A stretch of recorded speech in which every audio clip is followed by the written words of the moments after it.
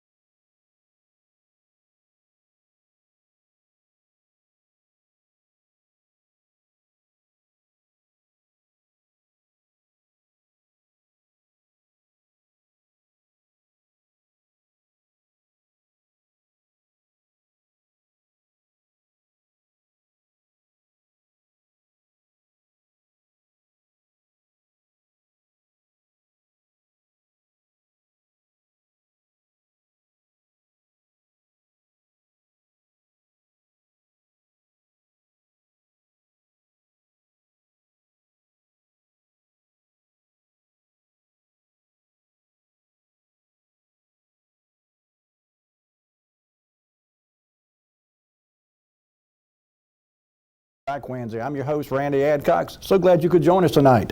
I've got a lot to talk about. Going to show you some pictures tonight as usual. I'd like to welcome those who are coming into us through the web. I've had a few folks in fact, ask me how to catch the show on the web. So if you can't get on your local TV channel, or you know someone who can't, direct them to www.whigtv.com. Tell them to click on the little red link that says Watch Live Now, and they can join us on the show.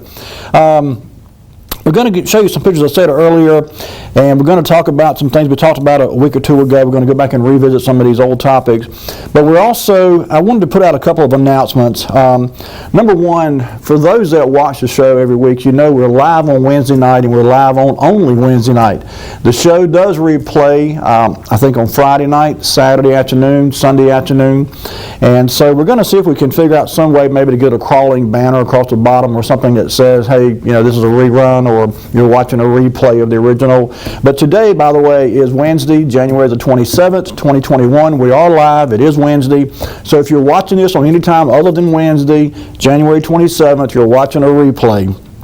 And there's no one here to answer the phone call when you call in. So I understand we had someone try to call and leave some information. I'm sorry we didn't get all your information, but if you would call back, you can call anytime tonight, by the way. 407-1111 is a number. We're taking calls all night.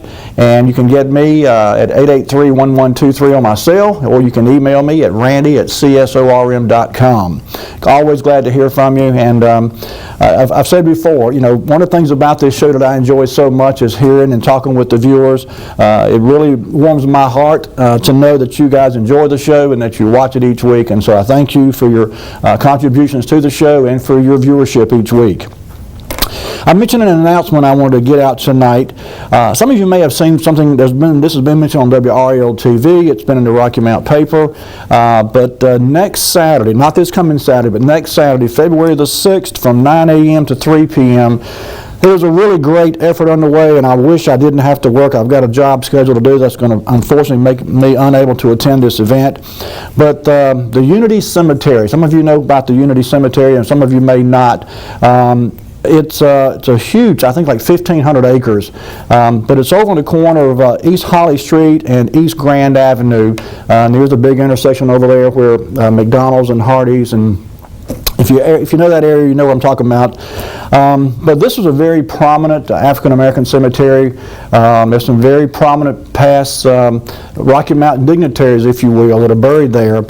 And sadly, over the years, it's just come into a state of really disrepair, and it's overgrown with brush and I mean just vines and weeds and briars and everything else.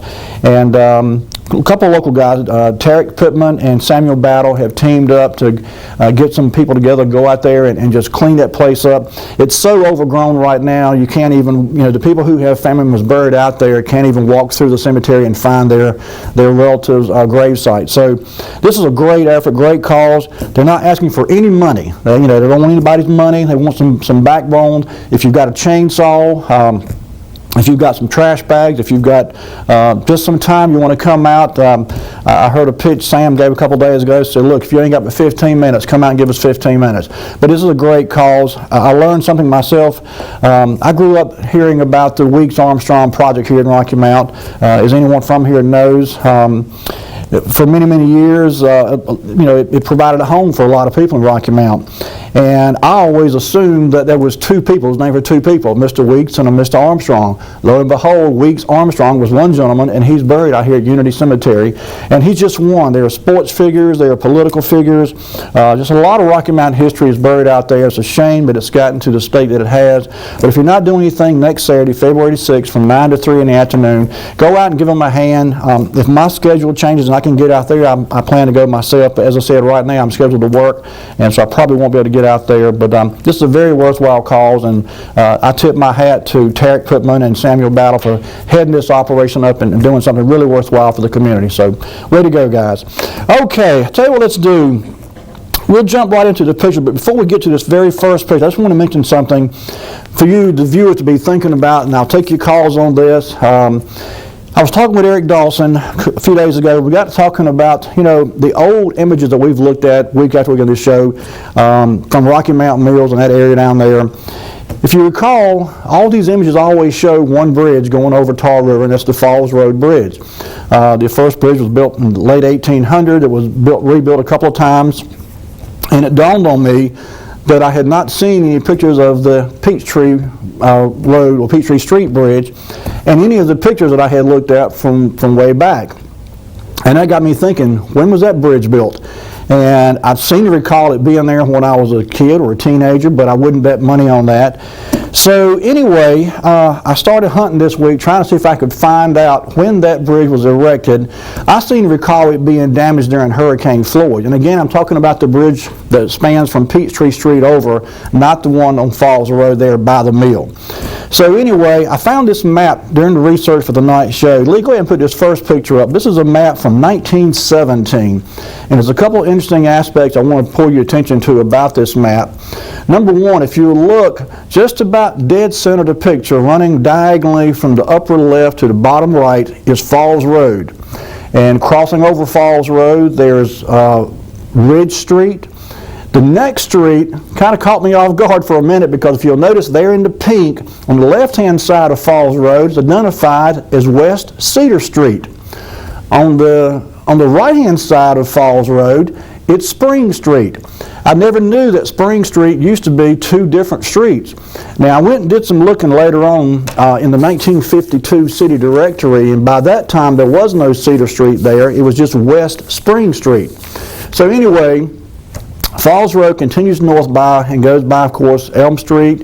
It'll be the next street there, and then River Drive. Now, if you go over one block from there and look at Peachtree Street, you'll notice, and Peachtree Street starts in the lower corner of your screen on the right-hand side in the green there, and Peachtree Street comes up, it crosses over Trevathan Street, goes a little bit further north, crosses over Ridge Street, goes a little bit further, and it dead ends there at Cedar then, and of course eventually became Spring Street. But this map is from 1917, and in 1917, Peachtree dead ended at what was essentially West Spring Street today. And so at some point, Peachtree Street was extended across West Spring Street, across West Elm Street, and of course across River Drive, and then curved around and went over to Tar River. In the very upper left-hand corner of your screen there, that little blue curve there is Tar River. So the question remains, and I've still not been able to find an exact year when that second bridge over Tar River was constructed, but it was obviously sometime after 1917, we know for sure. And I'm thinking maybe in the 1950s or 60s, but if anyone remembers, give us a call, 407-1111 is our number. And we're just trying to nail down a year that the second bridge over Tar River, Peachtree Street, the Peachtree Street Bridge, I should say, was erected. Okay, Lee, let's go to our next picture then. This next one is actually a picture, and by the way, all these pictures tonight are more from the collection that Randy Harrell sent me a few weeks ago. I've been having a ball going through these pictures. Some of these you will recognize, some of these we have shared before, but a great many of them were new to me. I'm sure they'll be new to you too. But this is actually a picture that was just captioned Northeast Main Street, 1962. I'm not 100% positive at what we're looking at here, but I think that's the old Rocky Mount Municipal Building. Someone that has a better recollection of that building can verify that or tell me I'm wrong. I may be. But I think that's what we're looking at here. And as I said, the picture was dated 1960, or captioned as being Northeast Main, 1962. And those cars look to be sometime late 50s, early 60s, so I'm thinking that's a pretty close approximation. And again, I think this is the old Rocky Mount Municipal Building, which would be on the east side of Main Street, Edgecombe County side. And of course, this building is gone now. But anyway, Northeast Main, 1962. Okay, Lee, let's go to the next picture. By the way, I wanted to make sure before we got too far tonight that we got dial tone. Okay. This picture right here was a neat one, and I felt like I should know some of these ladies, even though they would be much older than I am. But this is Parkview graduating nurses class from 1950, and I looked and looked, tried to spot somebody I knew. I do know a few ladies who used to work for Parkview Hospital as a nurse, but I did not recognize any of these ladies as any of the ones that I knew or used to know. Obviously, some of these I'm sure are passed on now. But anyway, just a neat picture. I'm not sure where this was taken at, but it may have been. I understand there was I don't want to say a dorm, but I think there was some kind of living quarters over there where the ladies the girls who were going to school to be a nurse could stay in while they were in training. And so I'm guessing it may have been taken. I'm guessing it was taken. I'm guessing there in that place. I'm not certain though. Okay, Lee. The next picture is also a nursing picture from Parkview Hospital. Yeah, there you go. There they're all dressed out in their uniforms, all white from head to toe, including a little hat. And this, to me, again, I'm not certain, could be inside a church. Just looking at the shape of the windows there, it looks like a church maybe. I don't recall whether or not there was a chapel in Parkview Hospital. Maybe someone else remembers that being the case. I don't know. I went in that hospital a couple of times when I was very young. My grandmother was in there a time or two, and I went in there, but I was so young I really don't have very much recollection of much outside of going to her hospital room, and that was about it. But anyway, again, this was dated from 1950, and it was a graduating class of Parkview nurses. Okay, Lee, let's go to the next picture then. And I think this is one that we may have shared before on an earlier show. Some of you may recognize this young man here. This is Phil Ford, by the way, from 1974. This was when he graduated Rocky Mount Senior High School and signed to go to UNC, where he went on to have a very good career at UNC, and of course played professional basketball with the Denver Nuggets. I'm not sure what Phil's doing now. I think he may be coaching somewhere or assistant coaching. But he had a great career at Rocky Mount Senior High for sure. Made the Four Corners offense for Dean Smith famous the world over in the world of basketball anyway.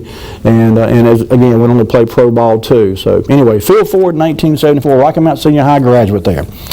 Okay, Lee, let's go to the next picture then. This is one that I had seen before, or pictures like this before, and I remember seeing this image a few times, in fact, over my lifespan. This is obviously Tar River there at the mill, talking about the bridge. This is the Tar River, the Falls Road Bridge here. And periodically over the years, they would open the dam and let the water go down.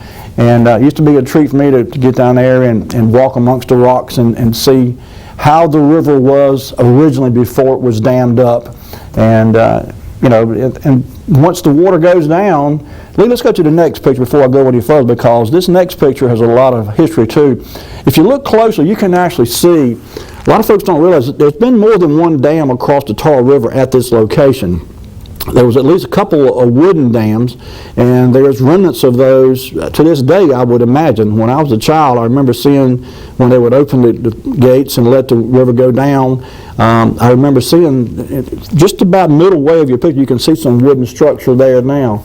But there was a wooden dam there. I've heard people say there was more than one wooden dam, in fact, before they built the dam that's there now.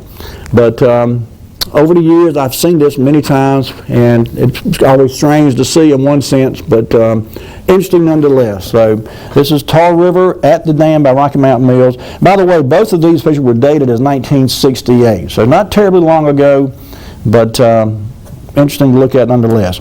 Okay, Lee. The next picture here is there's a couple of them back to back here. These were both identified, or captioned I should say, as Wright's Chick Shack 1956.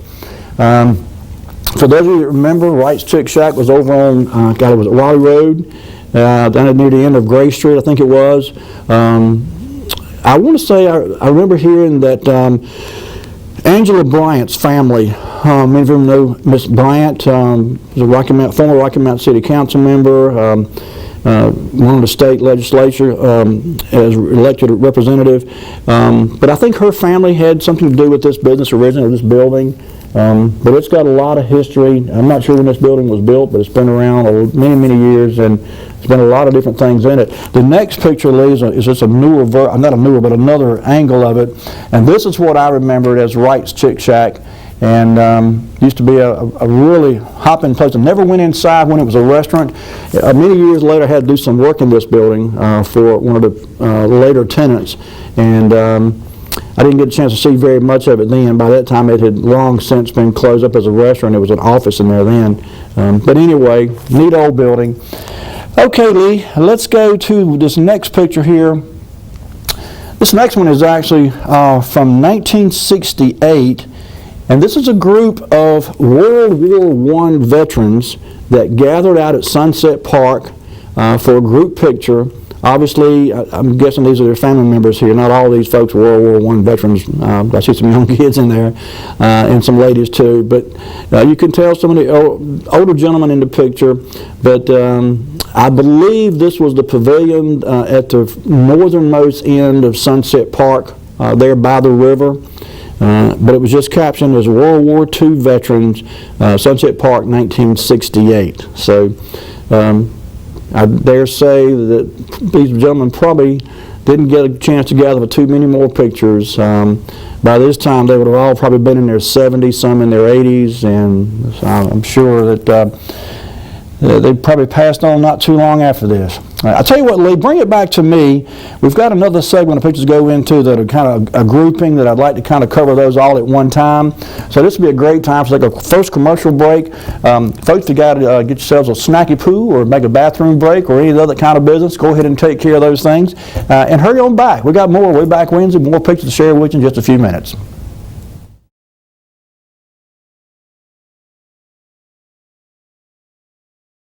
You're now watching Wayback Wednesday, sponsored by Flores Glass and Mirror Company, servicing the area since 1977 with residential and commercial work.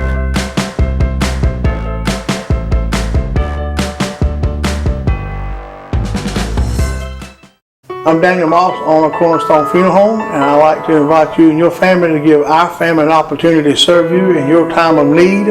And we offer a full line of funeral services, everything from visitations to graveside services to cremations on site with a live crematory, as well as a banquet hall to meet the catering needs of our families that we serve. We offer catering service. We offer refreshments prior to visitations and services of our family, and we want to invite you to come and experience the difference here at Cornstalk Funeral Home.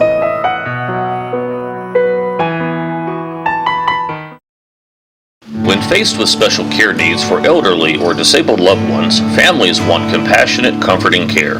That's Tender Touch Home Care Services' goal, providing the level of care we would expect for our own. With over 10 years of home care excellence, Tender Touch provides an array of services that keeps your loved one at home. From personal care, light housekeeping, errands, and meal preparation, to our private duty care program, which combines all of our home care offerings in one package. Tender Touch Home Care Services, where your needs are our concern. We're in our 18th year of practice at the Hammer Chiropractic Center, and we've seen over 15,000 different people in the Rocky Mount area. 40% of headaches actually come from a neck problem. Many patients come in taking multiple aspirin, over-the-counter medications and such a day, and we can get you to stop doing that and actually fix the problem so the headaches don't rise anymore. A lot of people think chiropractic hurts. It does not. Most of the people come in and they feel great when they leave.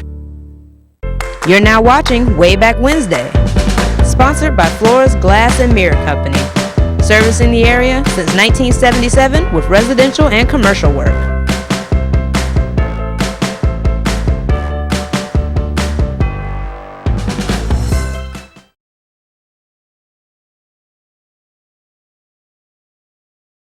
And we're back. Folks, if you got your milk and your bread, you know we've got a blizzard coming in tonight. They're calling for probably an inch of snow. Oh well. Before the break, we were talking about, a little bit while ago, we were talking about some pictures from the Parkview Hospital nursing staff. And I had a nice lady call in during the break there. Oh, we got a call. Let's get this call.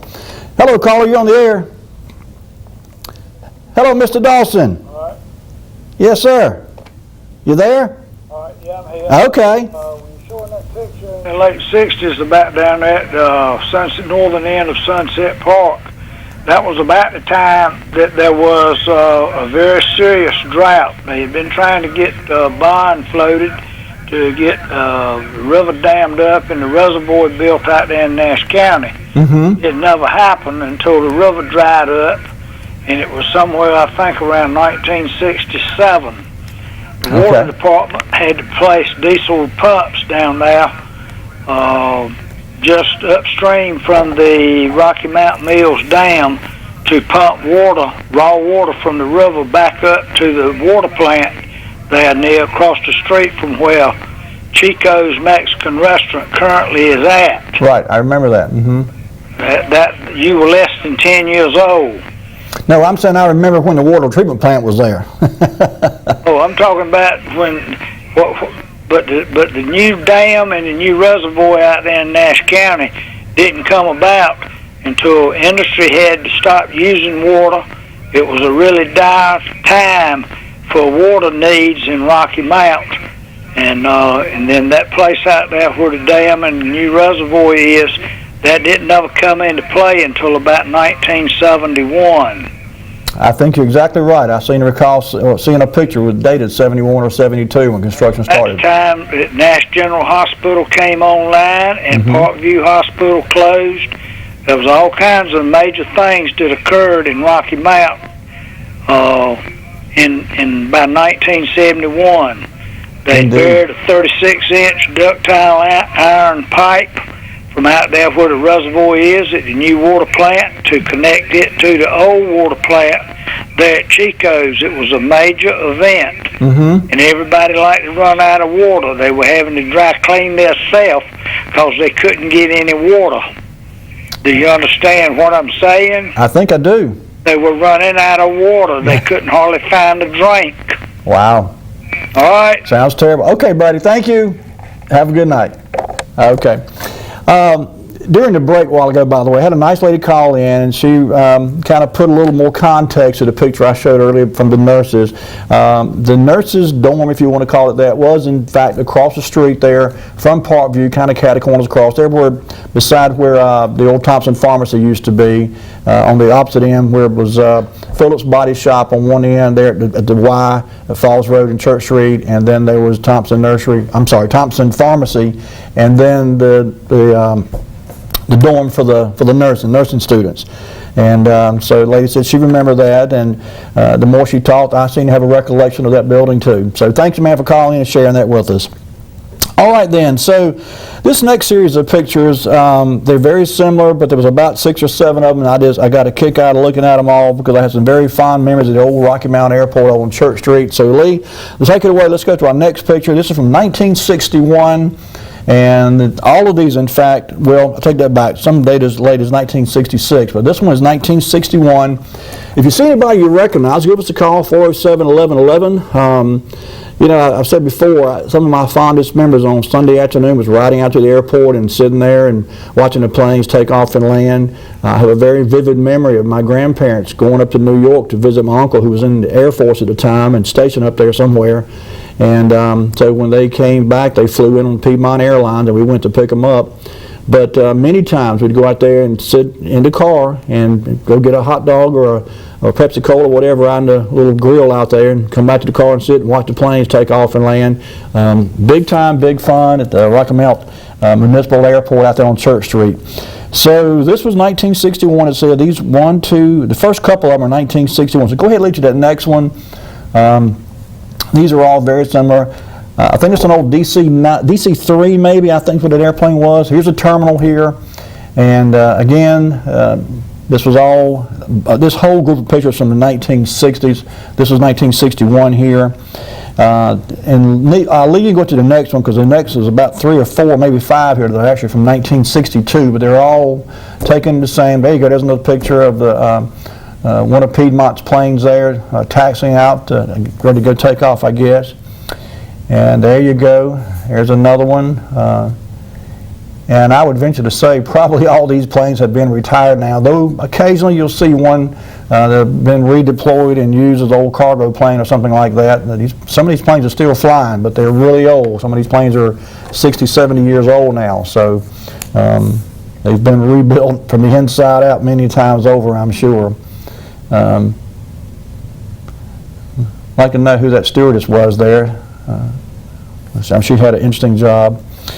Okay, so go ahead, Lee. I think there might be 1 or 2 more in this grouping. And again, these are all just from the 1960s out at the Rocky Mount Municipal Airport. And I just thought they were neat old pictures to look at. You know, we talk a lot about the railroad and how important the railroad was to Rocky Mount's development, moving goods in and out, particularly agricultural products, tobacco and certainly corn and soybean, cotton. And so, we got a call. Let's get this call. Hello, caller, you on the air. All right, that plane, that Piedmont Airlines plane you're looking at, it had that number up on the top of the tail, 404. That was, I think, the series of what that aircraft was known as, a Martin 404. I left here on May the 18th, 1967, en route to Seattle, Washington for the National Guard. And I remember it just like it was yesterday. You flew on one of these? Huh? You flew on one of these? I left here on a plane like that and went to Raleigh, and I got on another plane to go to Chicago, and down a Northwest Orient Fanjet to go to Seattle, Washington in 1967. Yeah, I think this picture here is probably from somewhere around 66, because some of these were dated 1966. I think that was the scheduling number of what that plane was known as, not a piece of equipment. It was a Martin 404, I think was what it was designated as. All right, okay. All right. Sounds good. Thank you, buddy. All right. Yeah, it just dawned on me that we already, in fact, had been looking at 2 different types of aircraft. The very first one we looked at were the old DC-3s, and this, as it says, Martin, and I think he's exactly right there. I think it is the 404, and so as Piedmont progressed, they actually did get some newer planes in later years, and so I'm not sure exactly whatever happened to Piedmont. I want to say they merged with somebody, maybe somebody remembers, but I think Piedmont merged with another airline and was eventually shut down. But anyway, okay, Lee. There you go, thumbs up from the steward there. All clear for takeoff, I guess. And is that the last one in this bunch of, that's the last one of the pictures? Okay. All right, then, this next picture then, there you go. Great picture here. This is from Bob Melton's Barbecue, and, well, the parking lot, I should say. It was dated 1952. And from the angle of the picture, it looks like they're adjacent to the river and maybe flushing out the fire truck and shooting the water over into the river. And so this was something you didn't see very often. That white pipe there just to the left of those 2 gentlemen holding the fire hose looks like it I'm not sure whether it was connected to the river or connected to the city water. I would guess maybe city water, actually. But anyway, while they were getting the water out of that white pipe into the fire truck, and then the water was going through the fire truck, coming out the fire hose, and they were shooting it out into the river. So that's why I said I'm guessing they were flushing out the fire truck, the reservoir tanks on the fire truck. If anyone knows any more, feel free to give us a call. 407-1111 is the number. It's just a neat old picture. Anytime I see Bob Melton's Barbecue or a picture with Bob Melton's Barbecue, I have to smile. I just have some really, really neat memories of going there to eat, and big family time. It's always a treat for us as kids to go eat Brunswick stew and fried chicken and barbecue and hush puppies at Bob Melton's, and sweet tea. Oh my God, great sweet tea. So, okay, Lee. The next one then, let's go to that one. This is from 1952. And this was just actually captioned as Rosenblum Levy Department Store, Southwest Main Street, 1952. I think that's the old City Bank there to the right, just to the right. Lee, can you zoom in a little bit on this picture, particularly on the left-hand side of this picture? That's Kenny's Shoes there, I think is what that says. But I don't know if it'll zoom in or not. It may not. If it doesn't, don't worry about it. If you can't get it to zoom. But this was from 1952, and this was when Rocky Mount downtown was still, well, I won't say bustling, but just a fair amount of traffic down there. This was obviously before Tarrytown Mall, and so Rocky Mount got not only the local shopper traffic, but they got traffic. We got traffic from the surrounding area too. So before Tarrytown, there you go. Kenny Shoes, Educator Shoes. That's what I wanted to see. I'm guessing he was talking about teacher shoes. So probably some kind of cushioned sole shoe for teachers who stood on their feet all day. But when I looked at that earlier this afternoon, I kind of chuckled to myself. I never heard the term educator shoes. I've heard of work shoes and work boots and steel-toed shoes, but educator shoes was a new phrase for me. So again, I may be wrong, but I'm thinking this is probably the local source for teachers to get their shoes to teach in. Okay, Lee. Let's go to the next one then. Speaking of weird pictures and unusual pictures, oh, we got a call. Let's get this call. Hello, caller. You're on the air. Hey, buddy. How you doing? Hey, Harold. I'm good, buddy. How you? I certainly remember those days. If you look closely in one of those automobiles, yes, sir. I was probably in it. I can remember when my mother would bring us to town, if you will, bring us to town. Right. And take us one at a time to go buy shoes, one at a time, or children's clothes. And you wouldn't dare leave your kids in a car today. Oh, no, not at all. It's a different time. But in those days, I can remember those days shopping for shoes or whatever. And that does bring back a few memories of 52. Yes, Lord. Yes, Lord. Look at them old cars, would you? Wish I had one of them. Any one of them. I'd take any one of them. Appreciate the job you're doing, Randy. Thank you, buddy. Appreciate that. Thanks for watching. All right, thank you. Okay. All right, so Lee, let's go back into our next picture in line. And there you go. That's a good shot of Rosenblum Levy's front of the store. You did get it to zoom. Great. Yes, sir. And they say Rocky Mount First National Bank, I think it's called, or City Bank of Rocky Mount on the right there. City National, I think is what it says. But anyway, that's a bygone era for sure, as Harold said. And you know, I too have very vivid memories of going shopping downtown Rocky Mount as a small child, and particularly at Christmas time. It was a neat place to go, and just a neat way to spend some family time shopping downtown Rocky Mount. Okay, Lee. So this next picture, this was kind of neat to me. This was actually a fair exhibit from the Rocky Mount Fair. And you know, I rode by the fairgrounds a couple days ago. I had to run over to Tarboro, and I came back, Old 64, and rode past the fairground. It was such a shame to look out there and think about all the many years that the Rocky Mount Fair came to town, and all the good times that were had out there. And it's a sad commentary that we had to stop having a fair in Rocky Mount. I'd like to think someone else will pick that project up and run with it at some point down the road. I'd love to see the fair come back to Rocky Mount. It may not happen, but I sure would like to see someone take the reins and try to bring it back. But this was from 1949. 1949. This was a fair exhibit, and it was the North Carolina Highway Safety Division, and it was just trying to get folks to realize speed and drunk driving, having defective equipment on your car, all these things were dangerous then, still dangerous today. And it said 734 killed on North Carolina highways to date.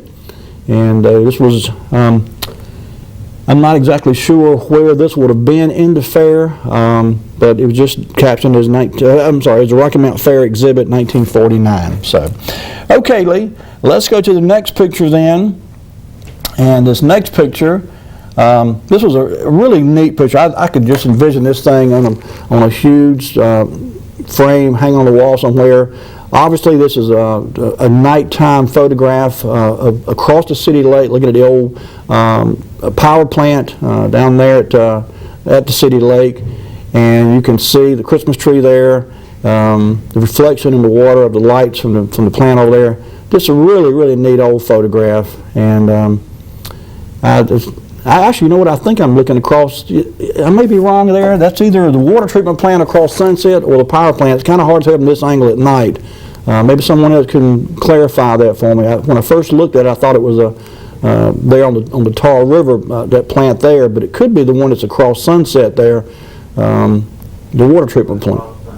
I think it is. I think it's, Lee just said he thought it was across from Sunset too, so I think it is the old water treatment plant there. Still a neat picture. Christmas time, obviously, Christmas tree lit up there, and just a neat photograph.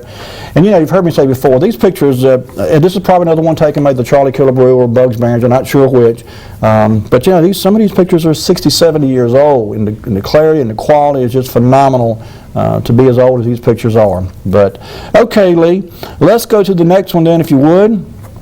And this next picture is actually, this is the Shriners. This was just actually captioned as Shriners 1950s and 1960s. And I scratched my head a few times trying to figure out where this building was. It looked like a home, or at least a home that had been converted for a meeting place for the Shriners. But I can't honestly say I remember seeing a building like this that the Shriners had. Now, this is before my time, I'm sure. But if anybody remembers where this could be, where this home could be, and I'm guessing it's probably been torn down now, obviously a stately old, beautiful home, at least from the outside appears to be. But I tell you what, we'll let you think about that. Lee, bring it back to me. It's time for our next commercial break. So, folks, go ahead and if you need to get another break or two, go ahead and get that little bit of business in. Watch these messages from our sponsors. They work hard for your attention, and so we thank them, and we'll be right back in just a few minutes with more Wayback Wednesday. You're now watching Wayback Wednesday, sponsored by Flores Glass and Mirror Company, servicing the area since 1977 with residential and commercial work.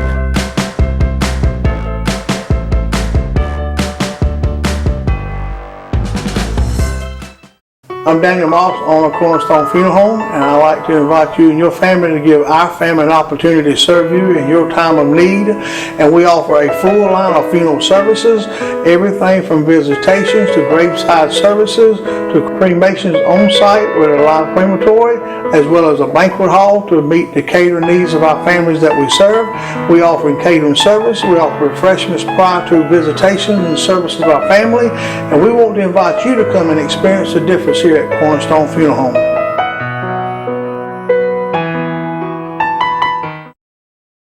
When faced with special care needs for elderly or disabled loved ones, families want compassionate, comforting care. That's Tender Touch Home Care Services' goal, providing the level of care we would expect for our own. With over 10 years of home care excellence, Tender Touch provides an array of services that keeps your loved one at home. From personal care, light housekeeping, errands, and meal preparation, to our private duty care program, which combines all of our home care offerings in one package. Tender Touch Home Care Services, where your needs are our concern. We're in our 18th year of practice at the Hammer Chiropractic Center, and we've seen over 15,000 different people in the Rocky Mount area. 40% of headaches actually come from a neck problem. Many patients come in taking multiple aspirin, over-the-counter medications and such a day, and we can get you to stop doing that and actually fix the problem so the headaches don't rise anymore. A lot of people think chiropractic hurts. It does not. most of the people come in and they feel great when they leave. You're now watching Wayback Wednesday, sponsored by Flores Glass and Mirror Company, servicing the area since 1977 with residential and commercial work.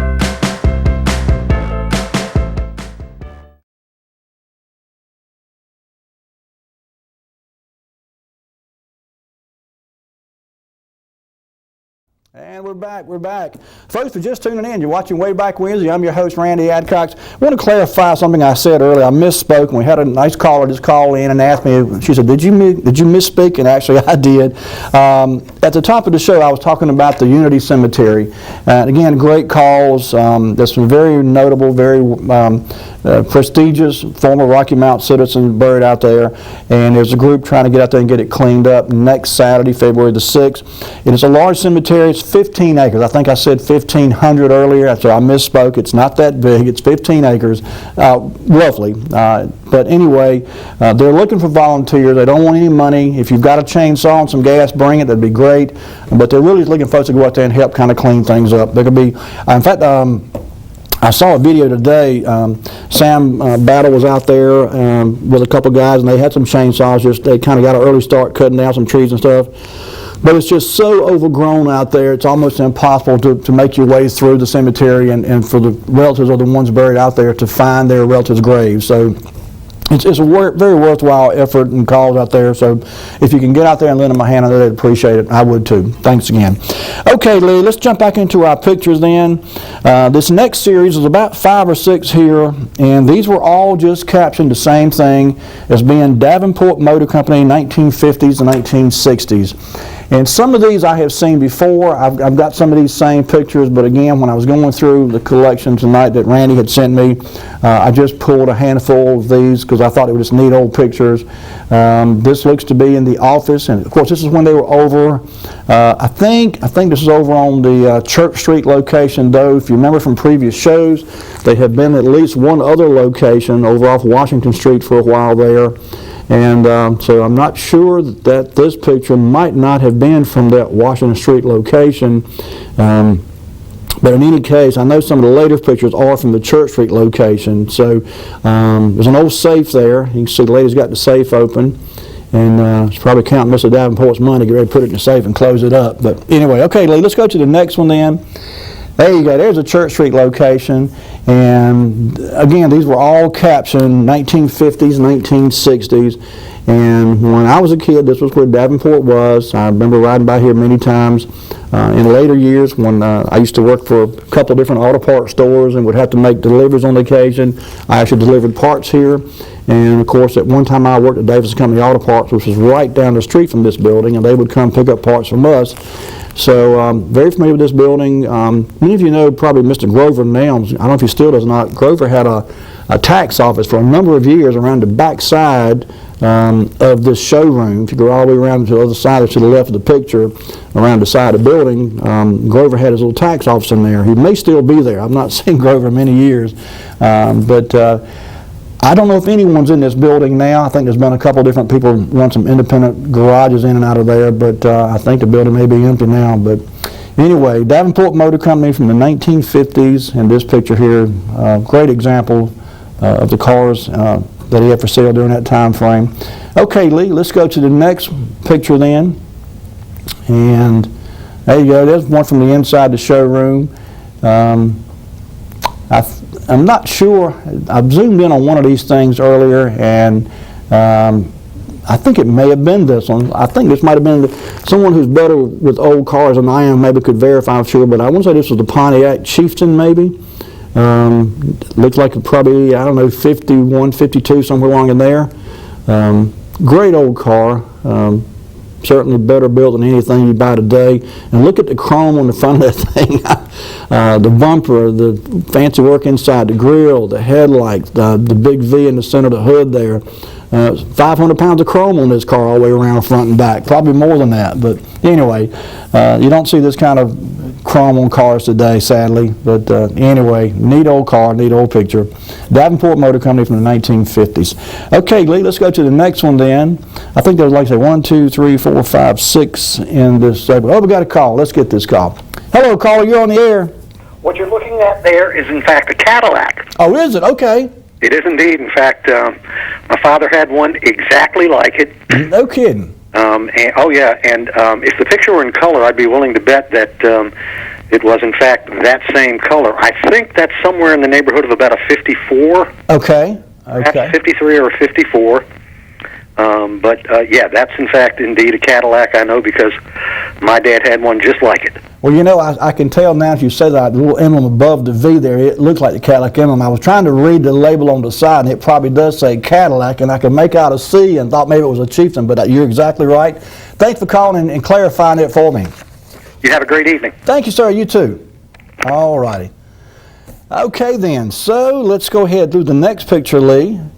And this next one is actually another angle, same building, obviously, still Church Street there. And there you go. There's the same car, same Cadillac inside the showroom there. All right, Lee. Let's go to the next picture then. And there you go. That was a neat old building at the time.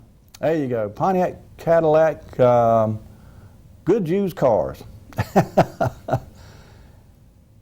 Okay, you know, this was when Church Street was at its, if you think about it, there were several car lots. This one here, obviously, Ferris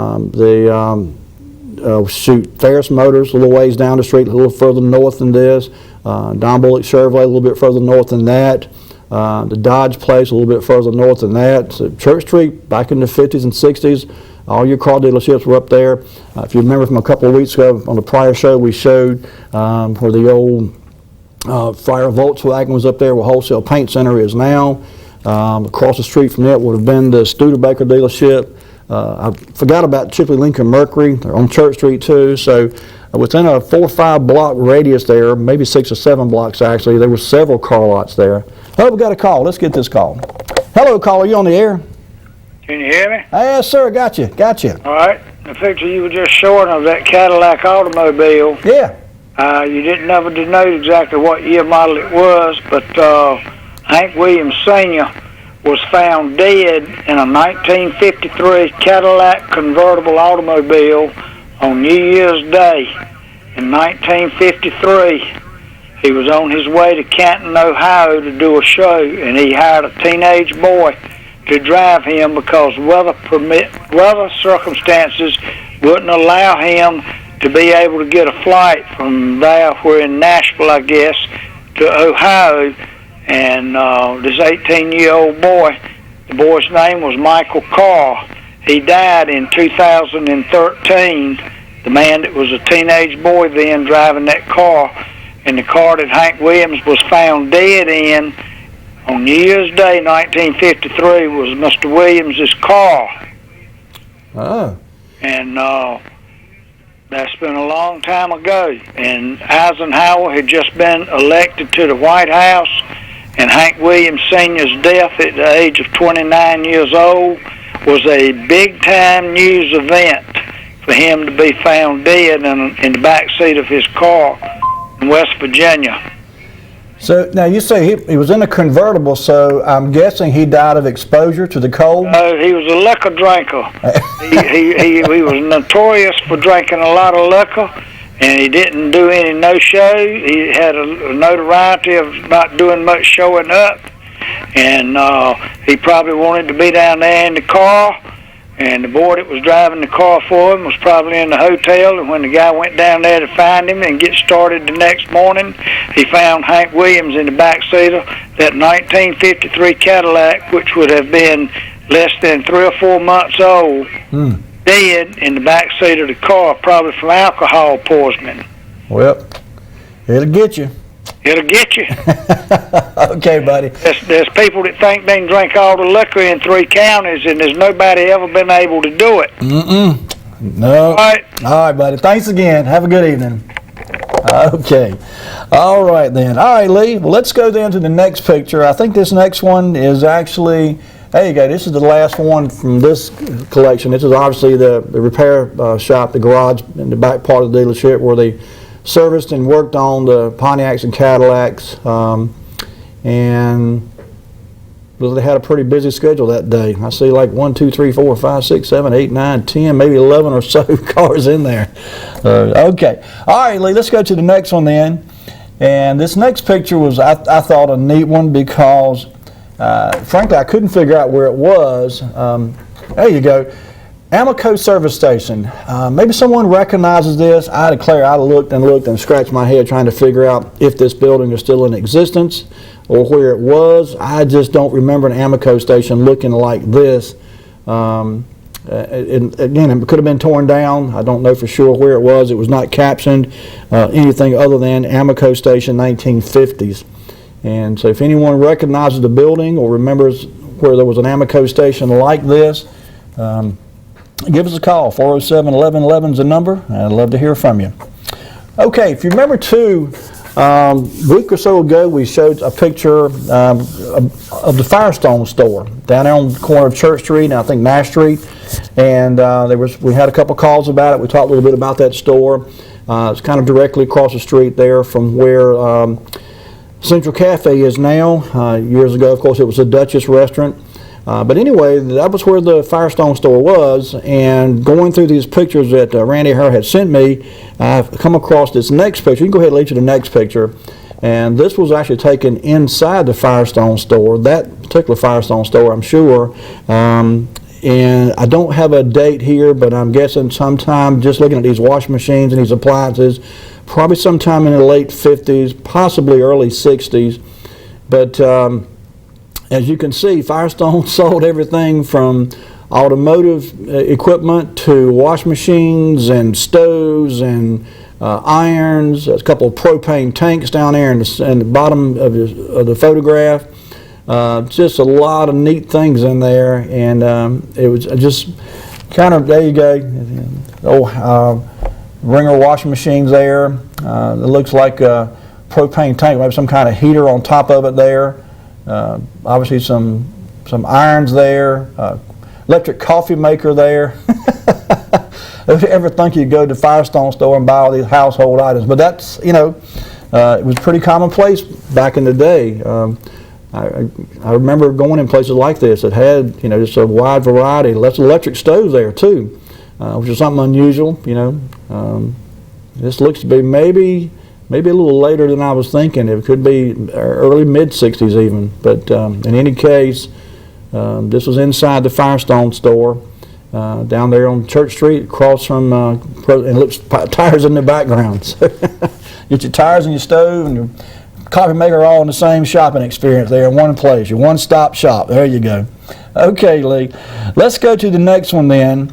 And this picture here probably should have been with the other pictures that I showed earlier. I'm sorry I got it mixed up. This was actually Capital Airlines, and I'm guessing that's all it was captured, just Capital Airlines. So I'm guessing it was out there at the Rocky Mount Municipal Airport as well.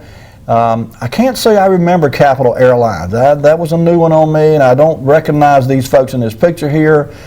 The lady coming down the steps there looks to be of some prominence. Maybe someone recognizes her. Again, as I said earlier, I have a very fond and just very vivid memory of going and watching the Piedmont planes take off and land. But Capital Airlines was something I did not remember, and so this was one that kind of threw me for a bit of a loop.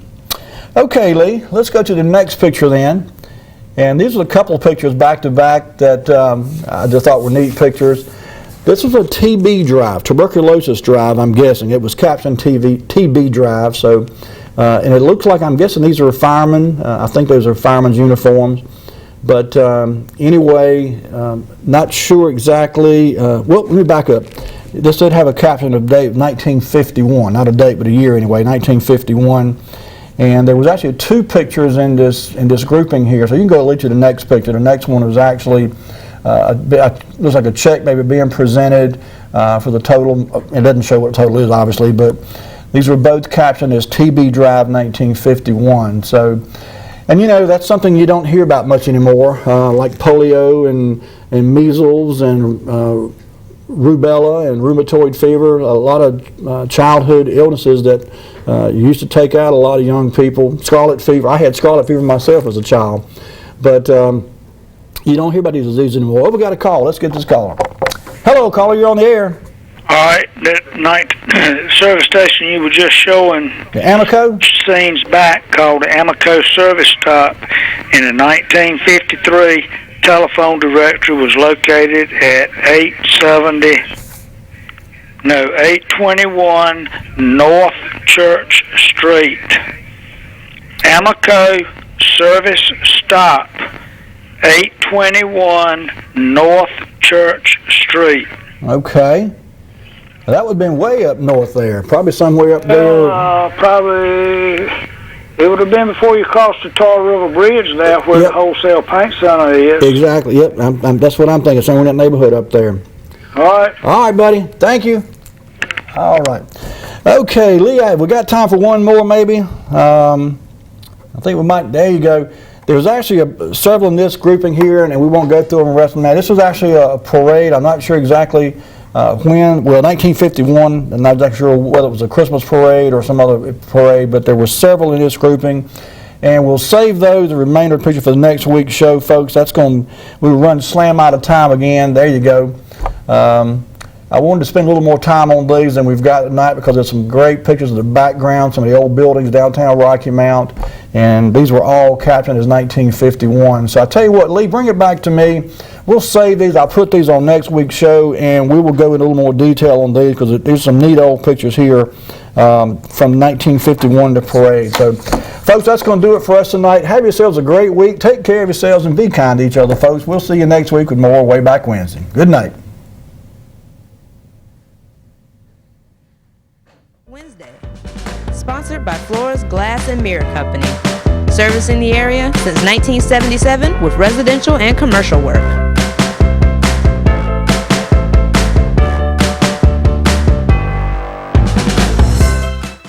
I'm Daniel Moss, owner of Cornstalk Funeral Home, and I'd like to invite you and your family to give our family an opportunity to serve you in your time of need.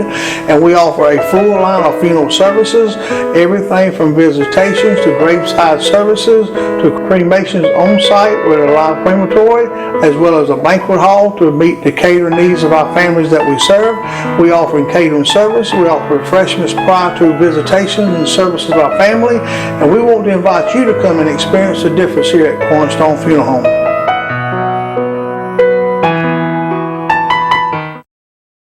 When faced with special care needs for elderly or disabled loved ones, families want compassionate, comforting care. That's Tender Touch Home Care Services' goal, providing the level of care we would expect for our own. With over 10 years of home care excellence, Tender Touch provides an array of services that keeps your loved one at home. From personal care, light housekeeping, errands, and meal preparation to our private duty care program, which combines all of our home care offerings in one package.